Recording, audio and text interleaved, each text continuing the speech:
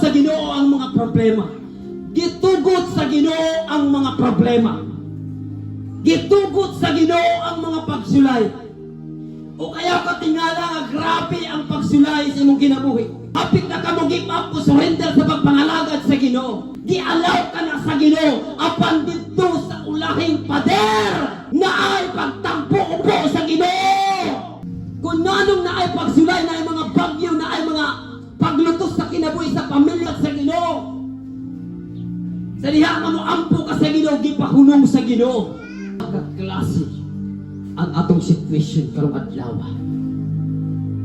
na ay mga balong bagyo sa kinabuhi, gialaw. Na ay mga bagyo sa kinabuhi, gipahulong sa Ginoo. Amen. Insabay mo forma ni ining tanan. Sa wala pa buhata ang kalibutan, hawang. Walay naong way sulod sa unod. Basta tanan, hawang, walay iksora. Ang tibuok kalibutan na form tungod sa gaong sa balang Espiritu sa Ginoo. Maporma ta tungod kay naa ang gahom sa Ginoo. Dili ka maporma kung wala nimo ma-receive ang gahom sa Ginoo. Wa kay gahom kung wala ta gi-form sa gahom sa Ginoo. Maporma ang kalibutan, naanay sunod ang kalibutan tungod kay minaog ang gahom sa balang Espiritu. O mao'y nag-form. Guti ang balaang Espiritu sa Ginoo, maunay mo porma nimo karong adlaw.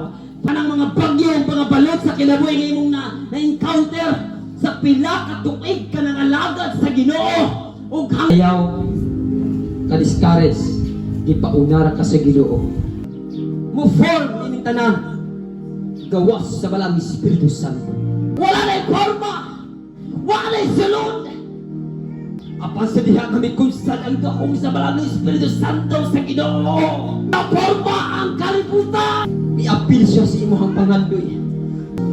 Tanang transaksyon mo i-appeal siya Jesus. Decision na kuha na ko'y plano. Maunda na ko mo surrender na ko. Give up na ko. No! Ay na ay last plano sa Diyos sa imong kinabuhi.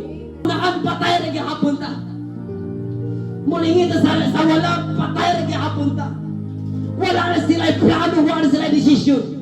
Apan na adi ay last ka desisyon sa Ginoo sa iyang kinabuhi. Ayaw sa pag-give up. Ayaw pa surrender. Kanang mga pader nga halos di mo kaya nga gupon, kupaon. Ilawom sa bagyo, ilawom sa pagsulay ni abot si Jesus.